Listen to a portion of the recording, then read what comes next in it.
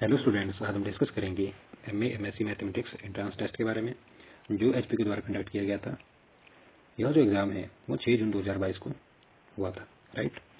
तो इसमें हमारे से 100 क्वेश्चन पूछे गए थे और each question carries 1 mark, right. और इसमें कोई नेगेटिव मार्किंग नहीं थी, गिवन इसमें दिया गया है there will be no negative marking.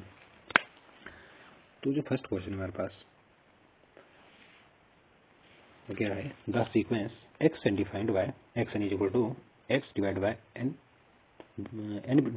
N belong to n has. तो इसका जो एक्यूरेट आंसर है वो है हमारा option A, right. Option A is the right answer. और यह जो क्वेश्चन आया था वो आया था हमारे किस बुक से, रियल एनालिसिस। तो जो सेकंड क्वेश्चन है हमारे पास, सेकंड है the function F of x is equal to mod of x plus mod of x minus 1 is. तो इसका जो एक्यूरेट आंसर है वो है इसकी option D, continuous set both x is equal to 0 and x is equal to 1। तो option जो D है इसकी वो राइट है। फिर क्वेश्चन नंबर 3 है, ये भी हमारा रीएनालिसिस से था। और जो क्वेश्चन नंबर 3 है, the set A is equal to 1, minus 1, 1 divide by 2, minus 1 divide by 2, 2 divide by 3, minus 2 divide by 3, 3 divide by 4, minus 3 divide by 4, minus and so on has. तो इसका जो एक्यूरेट आंसर है option C, जो question number 3 का है वो है option B, 1 and minus 1 as its limit points. तो ऑप्शन बी इसकी एक्यूरेट आंसर इसका, राइट।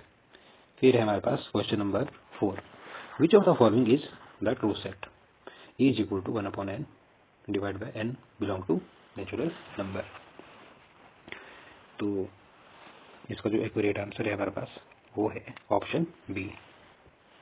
तो option B is right answer, supremum A belong to A. फिर है हमारे पास question number 5, for what value of P the function F of x is equal to, value given है, पूछा गया है कि is continuous at X is equal to 0। तो हमारा जो 5th का है, 5th का जो एक्यूरेट आंसर है वो है हमारे पास ऑप्शन डी, राइट। फिर है हमारे पास question number 6, let a function f defined in a comma b such that f is continuous in a comma b and derivable in a comma b, the Lagrange's mean value theorem। तो आपने first BSc first में पढ़ी होगी Lagrange's mean value की definition statement पढ़ी होगी। तो अगर आपको वो पता है तो आप यहाँ से इजी वे में बता सकते हैं। तो इसका जो एक्यूरेट आंसर है वो हमारा ऑप्शन सी है, राइट। तो ऑप्शन सी इसका राइट आंसर है। फिर है हमारे पास क्वेश्चन नंबर 7। क्वेश्चन नंबर 7 में लेट एफ बी और real valued bounded function defined on a comma b and P1, P2 belong to P A, B such that P2 is refinement of partition P1 then. तो जो 7th का हमारे पास accurate answer है वो है option C, okay. फिर है हमारे पास question number 8, the area of the total region bounded by R square is equal to 4 cos 2 theta is. तो जब आप इस क्वेश्चन को सॉल्व करोगे तो हमारे पास जिसका आंसर आएगा वो आएगा 4 स्क्वायर यूनिट, यानी कि ऑप्शन 1 जिसका राइट आंसर है। फिर क्वेश्चन नंबर 9, क्वेश्चन नंबर 9 में क्या है हमारे पास, the surface of the solid generated by revolving the curve R is equal to A into 1 minus cos theta about the initial line is. तो इसका जो हमारे पास एक्यूरेट आंसर है ऑप्शन 9 का वो है option C, 32 divide by 105 pi A square, right. फिर question number 10, the length of the arc of the astroid X is equal to A cos q theta and y is equal to a sine q theta is the first coordinate is. तो इसका जो हमारा accurate answer है 10th का वो है option B, 3 divide by 2 ए। फिर question number 11 है हमारे पास। क्वेश्चन नंबर 11 में the integrating factor of the equation x d y over d x is equal to x square log of x minus 2y is. तो इसका जो हमारा accurate answer होगा वो है ऑप्शन डी, एक्स स्क्वेयर। जब आप इसको सॉल्व करोगे तो हमारा किसके को आएगा, ये आएगा एक्स स्क्वेयर। फिर question number 12, lemniscate of Bernoulli is. तो इसका जो एक्यूरेट आंसर है वो है हमारे पास option D, R square is equal to A square cos square two A square cos 2 theta. फिर क्वेश्चन नंबर 13। क्वेश्चन नंबर 13 है हमारे पास the value of the integral, given value है, तो जब आप इसको सॉल्व करोगे तो हमारे पास इसका आंसर आएगा ऑप्शन ए 5 पाई ओवर 192। फिर नेक्स्ट हमारे पास क्वेश्चन नंबर 14। तो क्वेश्चन नंबर 14 में क्या है हमारे पास द वैल्यू ऑफ इंटीग्रल दिया गया आपको f into d r, where f की वैल्यू आपको दी गई है एक्स वाई आई plus y z j plus z x की, and the curve c is equal to r vector की वैल्यू दी गई है t i plus e square j plus p q k, varying from -1 to 1 is. तो इसका जो हमारे पास क्वेश्चन नंबर 14 इसका एक्यूरेट आंसर है ऑप्शन बी 10/7। फिर हमारे पास क्वेश्चन नंबर 15। तो क्वेश्चन नंबर 15 में क्या पूछा गया हमारे पास for any close surface S the value of integral, surface integral है R into N D S where V is the volume enclosed by S is. तो क्वेश्चन नंबर 15 का जो हमारा एक्यूरेट आंसर है वो है ऑप्शन सी 3V, राइट। फिर है हमारे पास question number 16। The directional derivative of f is equal to x square minus 2y square plus 4z square at 1, 1, -1 in the direction of the vector 2y plus j minus k is. तो question number 16 का जो accurate answer है वो है हमारे पास option ए 8/√6। फिर question number 17 है हमारे पास डाइवर्जेंस कर्ल f इज। तो ये तो आपने पढ़ा ही होगा, फिजिक्स में पढ़ा होगा आपने, तो इसका तो बहुत ईजी आंसर है ऑप्शन डी यानी कि 0, ओके। फिर है हमारे पास question number 18। Give the vector F की वैल्यू दी है वाई आई plus Z J plus X की, and surface S is the part of the sphere X square plus Y square plus Z square is equal to 1 above the xy plane the surface integral curl f into N D S is. तो जो हमारा question number 18 है उसका accurate answer है हमारे पास option B -π।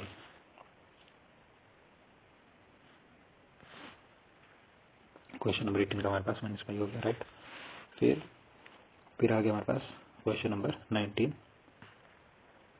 Function f of z is equal to sine Z minus C into upon Z minus C का cube है।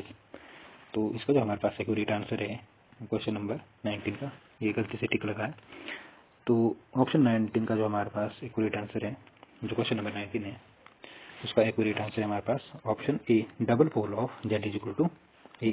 तो ये इसका एक्यूरेट आंसर ये नहीं है, 19 का ये। फिर हमारे पास क्वेश्चन नंबर 20। तो क्वेश्चन नंबर 20 है हमारे पास at the point Z is equal to 0 the function F of Z is equal to E की power Z minus 1 over Z है। तो क्वेश्चन नंबर 20 का हमारे पास आएगा एक्यूरेट आंसर है रिमूवेबल सिंगुलैरिटी। तो ऑप्शन बी इसका राइट आंसर है।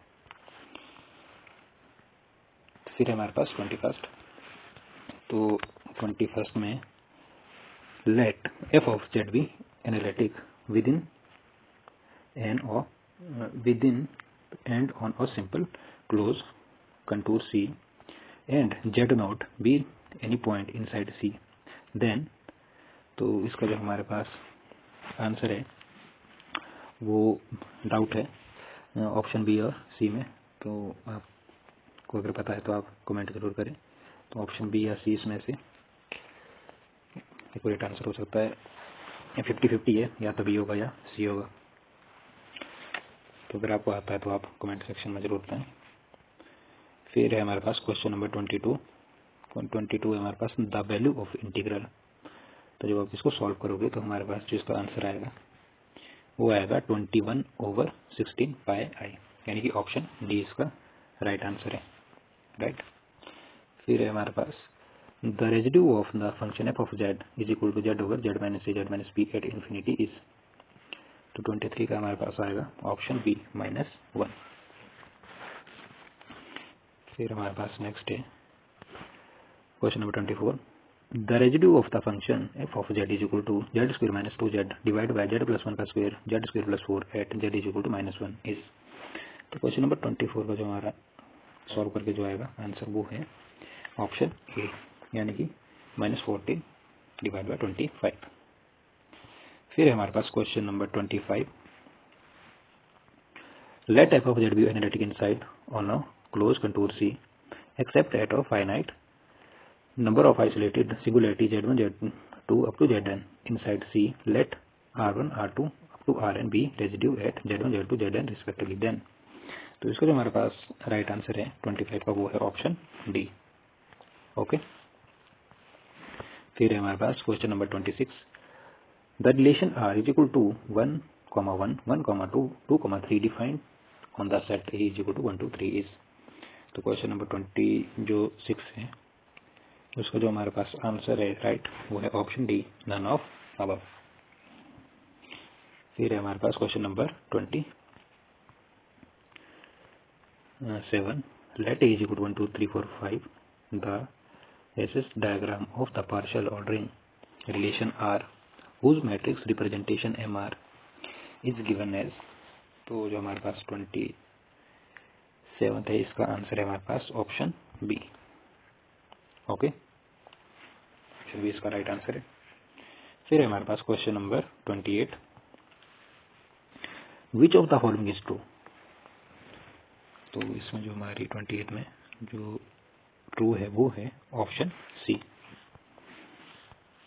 ऑप्शन सी इसका राइट आंसर है। ओके, फिर है हमारे पास क्वेश्चन नंबर 29।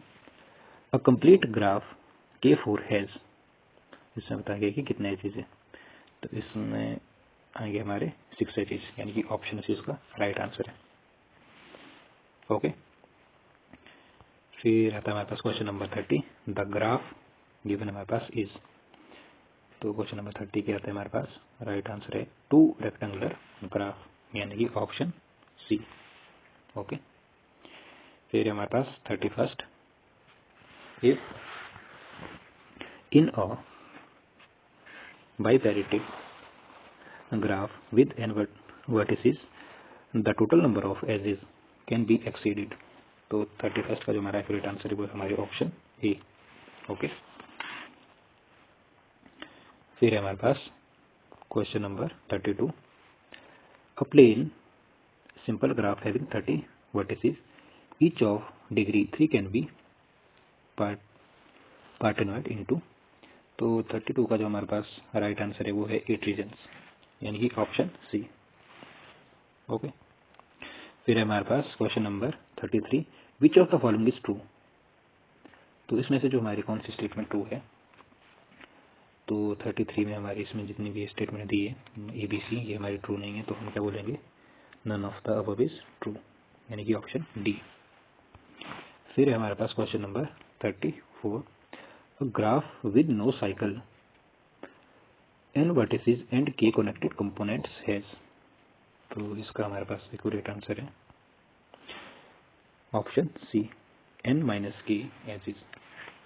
फिर है हमारे पास 35 क्वेश्चन।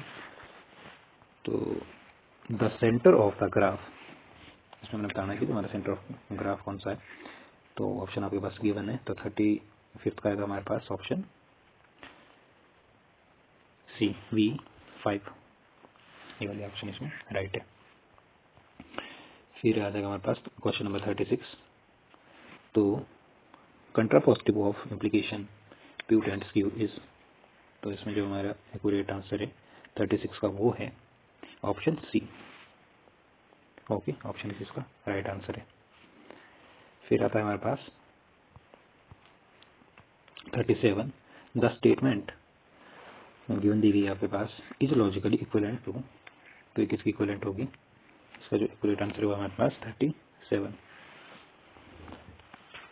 नेक्स्ट है हमारे पास 38 question. The Boolean function F of x y z is equal to x plus y dash into x dash plus y plus z dash is equivalent to. तो 38 का जो accurate answer वो है x into Y, यानी कि option 1 इसका accurate answer है। फिर हमारे पास क्वेश्चन नंबर 39।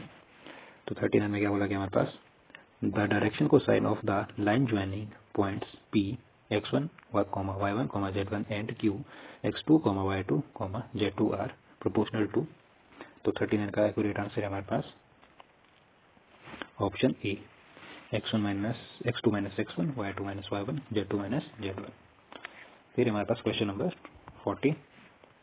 क्वेश्चन नंबर 40 में क्या है हमारे पास, 40 में क्या है, the radius of the sphere 2x² + 2y² + 2z² - 2z + 4y - 2z is equal to 5 is. तो जो क्वेश्चन नंबर 40 है उसका जो एक्यूरेट आंसर है ऑप्शन डी, यानी कि 2, राइट। फिर हमारे पास 41, the equation of the cylinder whose generators are parallel to line x/1 is equal to y/-2 is equal to z/3 and whose guiding curves is the ellipse x² + 2y² + 1, z is equal to 0 is. तो 41 का हमारा answer है जो सही है वो है option C, right. फिर आता है हमारे पास क्वेश्चन नंबर 42। ये आपने पढ़ा है +2, आई थिंक +2 में पढ़ा है आपने। The equation x² / a² + y² / b² - z² / c² is equal to 1 stands for. तो ये तो सिंपल सा है हमारे पास। तो 42 का जो एक्यूरेट आंसर है हमारे पास option C, hyperboloid of one sheet. फिर है हमारे पास क्वेश्चन नंबर 43, ये भी आपने पढ़ा है +2 में। The equation x² / a² + y² / b² is equal to 2z / c stands for. तो क्या होगा हमारे पास, स्फीयर, यानी कि ऑप्शन 1 इसका राइट आंसर है। फिर आता है हमारे पास question number 44, the solution of equation y dx - x dy is equal to a y² dx + dy is. तो हमारे पास क्या होगा इसका आंसर 44 का, ऑप्शन ए इसका राइट आंसर है, x + a × 1 - ay is equal to cy। फिर है हमारे पास question number 45, the integrating factor of equation secant x dy/dx is equal to y + sin x is. तो जब आप इसको सॉल्व करोगे, कैलकुलेट करोगे, तो जो हमारा इसका आंसर आएगा 45 का वो है option B, e × -sin x, right, e की पावर -sin x। फिर क्वेश्चन नंबर 46 है हमारे पास, the general solution of equation y is equal to x dy/dx + a/dy divide by dx is. तो जब आप इस इक्वेशन को सॉल्व करोगे तो हमारे पास 46 का जो एक्यूरेट आंसर है वो है option C, y is equal to cx + a divide by c। फिर हमारे पास question number 47, the particular integral of equation d²y/dx² - 5dy/dx + dy/6y is equal to e की पावर 4x इज। तो क्वेश्चन नंबर 47 का हमारे पास एक्यूरेट आंसर है option C, e की पावर 4x/8। तो ऑप्शन सी इसका राइट आंसर है। फिर आता है हमारे पास question number 48, the complementary function of the equation dqy/dx³ + 2 d2y/dx² + dy/dx is equal to e की पावर -2x + x इज। तो 48 का हमारे पास एक्यूरेट आंसर है option A + b, a plus bracket में हमारे पास b + cx × e की पावर -x। तो फिर नेक्स्ट आता है हमारे पास 49, the solution of equation d2y/dx² is equal to x × e की पावर x इज। तो 49 का हमारे पास एक्यूरेट आंसर है option A, y is equal to x × e की power x - 3x + a divide by 2x² + bx + c। उसके बाद है हमारे पास question number 50, for linear partial differential equation d² - d d' - 6d' into bracket के बाहर z is equal to xy with the usual notation the complementary function is. तो जो हमारा क्वेश्चन नंबर 50 इसका एक्यूरेट आंसर है ऑप्शन सी, राइट। फिर आता है हमारे पास question number 51, for the partial differential equation d2 - a² d' into z is equal to x the particular integral is, तो 51 का हमारे पास एक्यूरेट आंसर है option B, minus XY² over 2A²। फिर question number 52, for the curve y is equal to a cos x divide by the radius of curvature is, तो इसका हमारा accurate answer होगा 52 का option C, y² over a²। तो next है हमारे पास, sorry इसमें हमारे कुछ क्वेश्चन 52 है, 53, 4, 5, 6 4 क्वेश्चन हमारे इस PDF में आए नहीं है, तो उनको मैं नेक्स्ट वीडियो में अपलोड कर दूंगा। तो हमारा जो 57 क्वेश्चन है, 57 हमारे पास, the circular asymptote of curve r into e की power theta minus 1 is equal to a into e की पावर थीटा प्लस 1 इज, तो हमारे पास a की जो वैल्यू है वो गिवन है, b की वैल्यू है c, option A B C D में इसमें हमारा कौन सा एक्यूरेट रहेगा, तो 57 का हमारे पास आएगा ऑप्शन सी, राइट आंसर। तो ऑप्शन सी है हमारे पास इसका right answer, r is equal to a। फिर है हमारे पास question number 58, the pedal equation of curve r is equal to a 1 minus cos theta is, तो 58 का जो हमारा एक्यूरेट आंसर है वो है ऑप्शन पी, r की power 3 is equal to 2ap²। तो ऑप्शन बी इसका ट्रू आंसर है। फिर आता है हमारे पास question number 59, which of the following is generator of group 1 2 3 4 5 6 x into 7 x की जो सबस्क्रिप्ट है वो है 7, तो इसका जो एक्यूरेट आंसर है 59 का वो है ऑप्शन सी। ये आपने अलजेब्रा की बुक में पढ़ा होगा BSc सेकेंड ईयर में। फिर हमारे पास जो नेक्स्ट क्वेश्चन है ये भी हमारे अलजेब्रा की बुक से ही है, BSc सेकेंड में जो आपने पढ़ा है, for subgroups H and K of group G we have, तो क्वेश्चन नंबर 60 का एक्यूरेट आंसर है हमारे पास option C, H A inverse is equal to K inverse H inverse, तो ये भी आपने अलजेब्रा की बुक में पढ़ा है। फिर नेक्स्ट है हमारे पास, ये भी अलजेब्रा की बुक से ही क्वेश्चन पूछा गया है, which of the following is true, तो इनमें जितने भी हमारी स्टेटमेंट है वो कोई भी ट्रू नहीं है ABC में से, तो हम क्या बोलेंगे इसमें, none of the above, option D हमारे पास इसमें राइट आंसर है। फिर आता है हमारे पास जो नेक्स्ट क्वेश्चन है 62, ये भी हमारा ग्रुप से ही है और 3 भी ग्रुप से ही है, और फिर 62 और 3 हमारा ग्रुप के ही, जो आपकी ग्रुप थ्योरी की बुक है उसी से ही है, जो आपने BSc सेकंड में पढ़ी है। तो 62 क्या बोलता है, let k be the kernel of homomorphism, F की जो मैपिंग है वो है G to G dash, where E and E dash are identity elements of group G and G dash respectively, then हमारे पास इसका जो एक्यूरेट आंसर है 62 का वो है ऑप्शन ए, राइट। फिर आता है हमारे पास question number 63, the integral domain is a ring, ये तो हमारे पास डेफिनेशन पूछी गई है, तो इसका एक्यूरेट आंसर है विद 0 डिवाइजर, ऑप्शन बी इसका राइट आंसर है, ओके। फिर हमारे पास 64, which of the following is true as algebraic structure, तो इसमें से कौन सा हमारा ट्रू है, तो फर्स्ट वाला भी ट्रू है, सेकंड ऑप्शन भी ट्रू है, थर्ड भी ट्रू है, तो हम क्या बोल देंगे, तीनों स्टेटमेंट हमारी ट्रू है, तो none of the ABC is true, sorry ये भी नहीं है ट्रू हमारा, फर्स्ट वाला भी, सेकंड भी, थर्ड, तो इनमें से जो तीनों ऑप्शन है वो हमारी ट्रू नहीं है, तो ऑप्शन डी को ही हम इसमें सिलेक्ट करेंगे, राइट।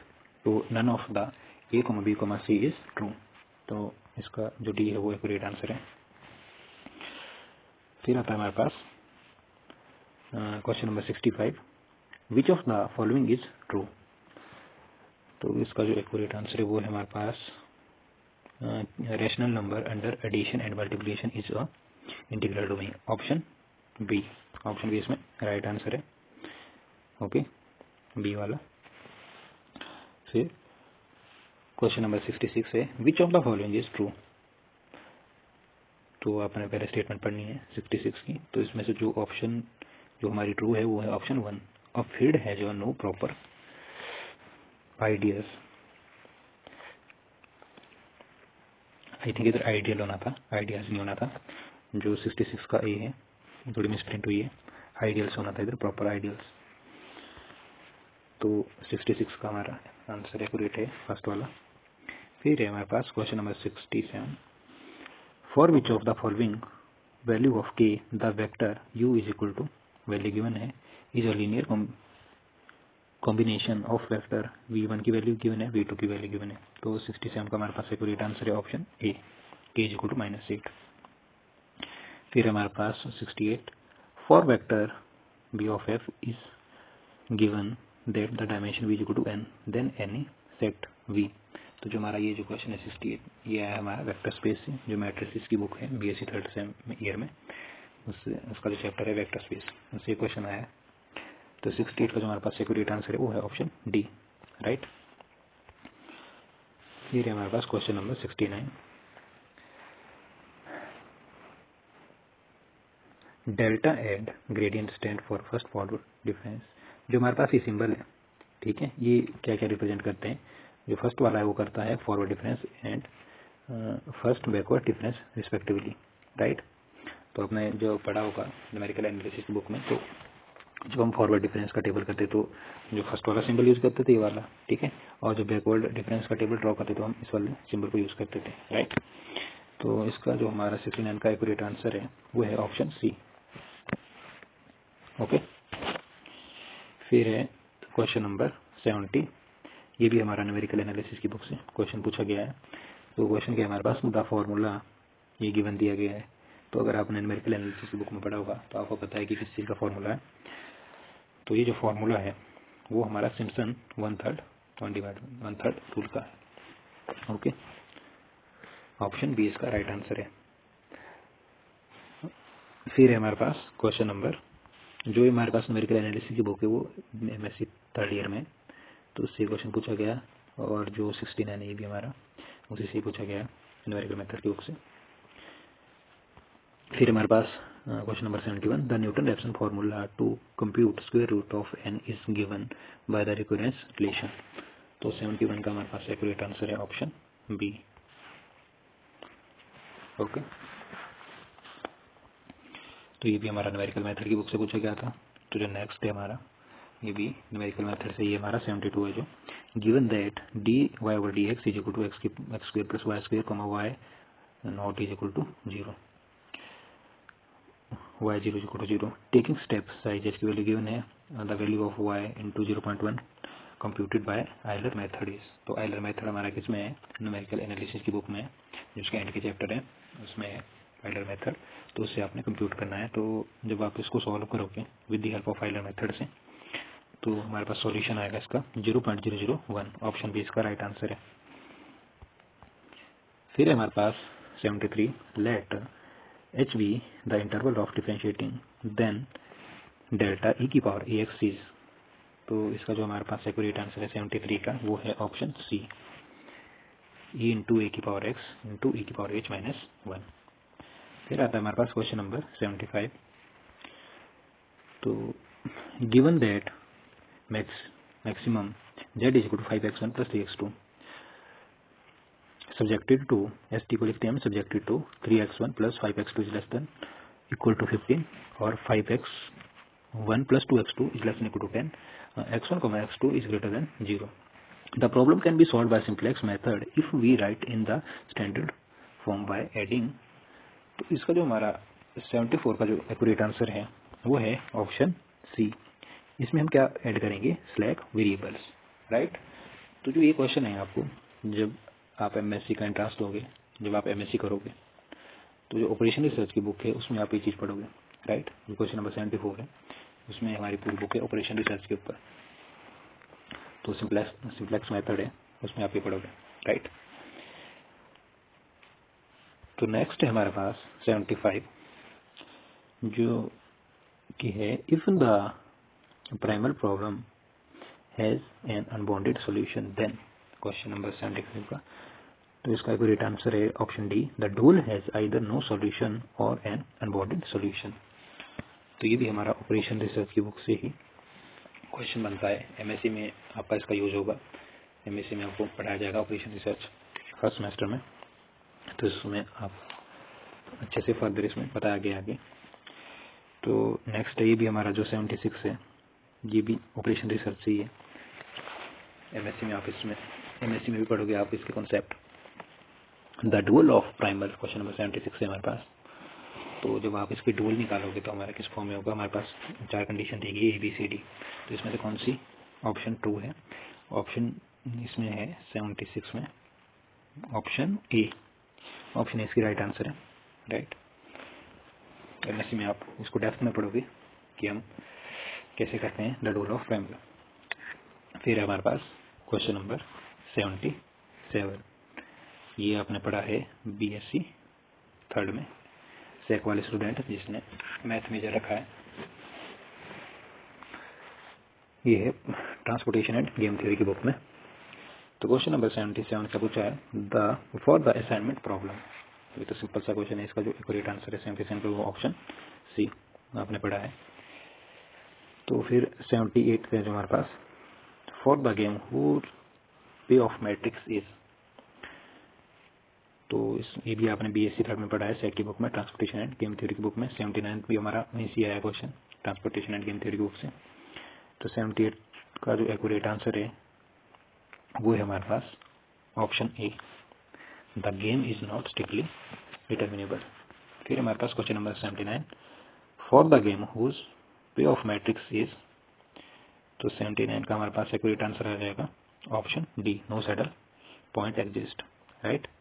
ऑप्शन डी है। तो नेक्स्ट है हमारे पास क्वेश्चन नंबर 80। तो क्वेश्चन नंबर 80 को आप रीड करें। तो क्वेश्चन नंबर 80 का जो हमारे पास एक्यूरेट आंसर है वो है ऑप्शन सी। ऑप्शन सी इसका राइट आंसर है 9 अप्रॉक्सीमेटली।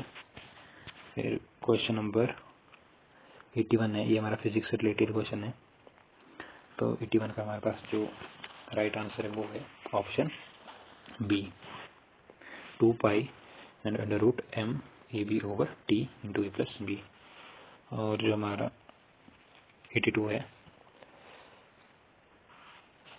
82 का हमारे पास एक्यूरेट आंसर है option D.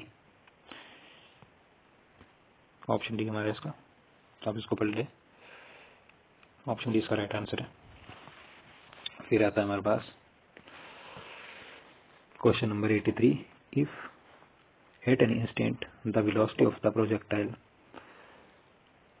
be u and its direction of motion alpha to the horizon, then it will be moving at right angle to this direction after the time। तो आपने जो 83 question है आपने +1 में पढ़ा होगा फिजिक्स की बुक में, राइट। तो इसका जो एक्यूरेट आंसर है वो है u²/g × tan अल्फा। आपने +1 में पढ़ा होगा ये क्वेश्चन। फिर जो नेक्स्ट क्वेश्चन है हमारे पास, if the radial and transfer velocities of particle are always proportional to each other then the path is. तो हमारे पास जो पाथ होगा वो कैसा होगा, इक्विएंगुलर स्पाइरल, यानी कि ऑप्शन डी इसका राइट आंसर है। फिर आता है हमारे पास question number 85, for the following distribution. आपके पास पहले गिवन थी कि हमने क्या निकालना है, इसका मोड। तो ये आपने कौन सी बुक में पढ़ा है, स्टैटिक्स की बुक में पढ़ा है आपने, प्रोबेबिलिटी एंड स्टैटिक्स। तो 85 का हमारे पास जो एक्यूरेट आंसर है वो है, जब आप इसको सॉल्व करोगे तो हमारे पास आएगा option B. Okay, option B इसका राइट आंसर है। फिर हमारे पास क्वेश्चन नंबर 86, ये आपने प्रोबेबिलिटी की बुक में पढ़ा है। 4 card are drawn at random from a pack of 52 card, then the probability that there are 2 kings and 2 queens is। तो जब इसकी आप प्रोबेबिलिटी निकालोगे तो हमारे पास इसमें जो एक्यूरेट आंसर है वो क्या हो गया, ऑप्शन ए। ये आपने पढ़ा है BSc 3rd में। तो 87 था जो हमारे पास, ये भी हमारा प्रोबेबिलिटी की बुक से। The probability of throwing 8 with 2 dice is। तो जब इसकी आप प्रोबेबिलिटी निकालोगे तो हमारे पास इसमें एक्यूरेट आंसर आएगा 5/36। फिर हमारे पास क्वेश्चन नंबर 88 का जो हमारे पास एक्यूरेट आंसर है, क्वेश्चन क्या है, it is 8:5 against the wife who is 40 year old living till she is 70 and 4:3 against her husband. Now 50 living till he is 80, then the probability that both will be alive is, तो जो हमारा 88 का right answer है वो option B. फिर आता है हमारे पास 89, a coin is tossed until a head appear, then the expectation of the number of tosses required, ये भी हमारा प्रोबेबिलिटी बुक से पूछा गया है। तो 89 का हमारे पास एक्यूरेट आंसर है ऑप्शन डी, यानी कि 6। फिर हमारे पास question number 90, the mean and variance of binomial distribution are, तो ये भी हमारा प्रोबेबिलिटी की बुक से है। इसमें आपको पास चैप्टर है बायनोमियल, उसमें आपको पता है कि मीन कैसे निकलता है, वेरियंस कैसे निकलता है। तो मीन एंड वेरियंस इसमें गिवन दिया गया, मीन की वैल्यू 4 है, वेरियंस की 4/3 है। Then probability of x greater than equal to 1 is, formula आपने लगाना है। तो जो फॉर्मूला लगाएंगे इसमें वैल्यू आएगी हमारे पास 667/729, यानी कि ऑप्शन बी इसमें राइट आंसर है।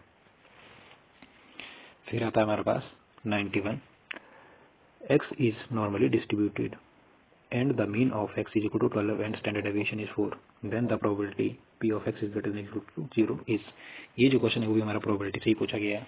तो 91 का जो हमारे पास एक्यूरेट आंसर है वो है option B, 0.38।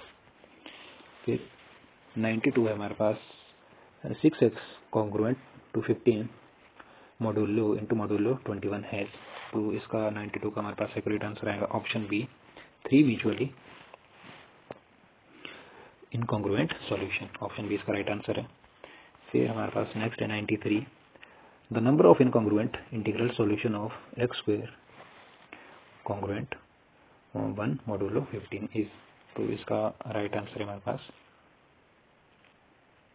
Option A, I think right answer इसका 4, right.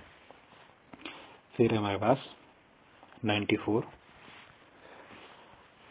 The solution of 25x congruent to 10 modulo 29 is, तो 94 का हमारे पास एक्यूरेट आंसर आएगा 12, यानी कि ऑप्शन बी। फिर हमारे पास 95, if p is a prime and a is an integer then Fermat little theorem stand for, ये आपने पढ़ी होगी फर्मेट-लिटल थ्योरम। तो इसका हमारे पास राइट आंसर आएगा 95 का सी, a की power p congruent to a into mod p। फिर हमारे पास 96, द रिमाइंडर व्हेन 41 की power 75 is divided by 3 is, तो ये भी आपने पढ़ा है। तो 96 का हमारे पास एक्यूरेट आंसर आएगा ऑप्शन 2, ऑप्शन ए, और आंसर वैल्यू इसकी 2। फिर क्वेश्चन नंबर 97 है हमारे पास, an integer p is a prime if and only if, इसका हमारे पास एक्यूरेट आंसर आएगा ऑप्शन 98 का आएगा option B, p -1 module 5, right, ये आंसर इसका। फिर आता है हमारे पास क्वेश्चन नंबर 98, 98 में क्या पूछा गया हमारे से, if d is equal to GCD of a, b then, तो 98 का हमारे पास सॉल्व करके आएगा ऑप्शन बी। इसमें हमारे को चूज ही करना है, सेलेक्ट ही करना है कि कौन सा राइट है। फिर हमारे पास क्वेश्चन नंबर 99, तो क्वेश्चन नंबर 99 का हमारे पास एक्यूरेट आंसर है ऑप्शन बी। फिर आता है हमारे पास question number 100, the number of positive solutions of 5x plus 14y equal to 620 is, तो इसको जब हम सॉल्व करेंगे तो हमारे पास आंसर आएगा इसका option D is the right answer. तो ये था हमारा जो एग्ज़ाम हुआ था 2022 में मैथमेटिक्स MA और MSc का जो एंट्रेंस हुआ था मैथ्स के लिए, वेटफी के द्वारा कंडक्ट करवाया गया था। तो उसके क्वेश्चन थे जिसके हम आपको आंसर बताए गए हैं, राइट।